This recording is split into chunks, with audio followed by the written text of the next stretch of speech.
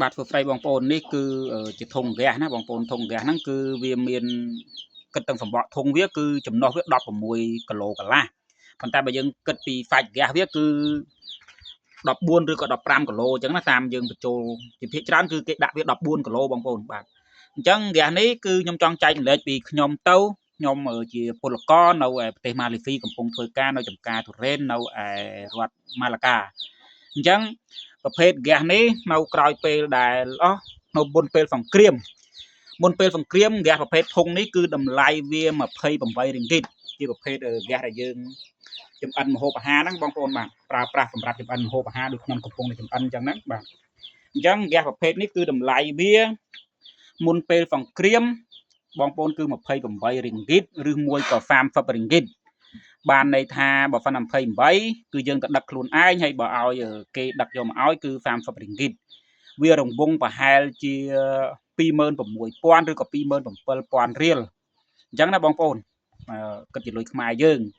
ហើយចំណាយឆ្នាំពេលបច្ចុប្បន្នខ្ញុំទៅដូរថ្មីចេះអានេះទៅដូរបាន5ថ្ងៃ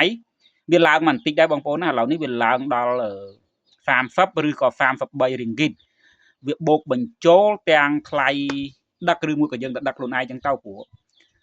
ធម្មតាបើប៉ុន្តែគេដឹកមកឲ្យគេគិតសេវា2-3រ៉ិងហ្គីតអីទៀតចឹងណាបងប្អូនអញ្ចឹងឥឡូវបច្ចុប្បន្នវារង្វង់ប្រហែលជា30000ឬក៏32000រៀលបាទអញ្ចឹងនេះគឺជាតម្លៃជាក់ស្ដែងហើយស្ថានភាពបច្ចុប្បន្នដែលខ្ញុំនៅក្នុងចំការនេះវាឡើងដែរប៉ុន្តែវាឡើងតិចតួចណាបងប្អូនអញ្ចឹងនៅក្នុងប្រទេសខ្ញុំចង់ចែកម្លែកថានៅម៉ាឡេស៊ីគឺតម្លៃហ្គាសរង្វង់7ឬក៏8ដុល្លារនៅតាមតំបន់ហើយយើងបូកបញ្ចូលទាំងថ្លៃសេវាដឹកជញ្ជូនឬមួយក៏យើងគិតថាយើងទៅដូរខ្លួនឯងអញ្ចឹងទៅបាទអញ្ចឹងចំណែកបងប្អូនយើងវិញនៅខាងកម្ពុជាតើស្ថានភាពយើងនៅពេលបច្ចុប្បន្ននេះហ្គាសប្រភេទនេះតម្លៃវាប្រែប្រួលដូចម្ដេចហើយបងប្អូនណាបាទតាមតំបន់វាប្រែប្រួលរង្វង់ប្រមាណ10000រៀលឬមួយក៏ជាប្រមាណដុល្លារបើនៅម៉ាឡេស៊ីយើងគឺស្ថានភាពបច្ចុប្បន្នណាខ្ញុំកំពុងធ្វើការបញ្ជាក់ខ្ញុំទៅដូរកាលពី5ថ្ងៃមុនហ្នឹងគឺតម្លៃវាបានកើនឡើងបន្តិចបើយើងគិតទៅវារង្វង់30000ឬក៏31000រៀលណាបងប្អូនឬក៏គិតជាលុយរ៉ិងហ្គីតវាអាចនឹង30ឬក៏33រ៉ិងហ្គីតតាក់ទងជាមួយនឹងសេវាដឹកជញ្ជូនអរគុណច្រើនបងប្អូននេះខ្ញុំចង់ចែកម្លែកបងប្អូនពីស្ថានភាពតម្លៃសម្ភារៈមួយចំនួនជាពិសេសតាក់ទងមួយនឹងហ្គាសណាដែលក្រោយពេលសង្គ្រាមនៃមជ្ឈិមបូព៌ារវាងសហរដ្ឋអាមេរិកនិងអ៊ីរ៉ង់ដែលបាន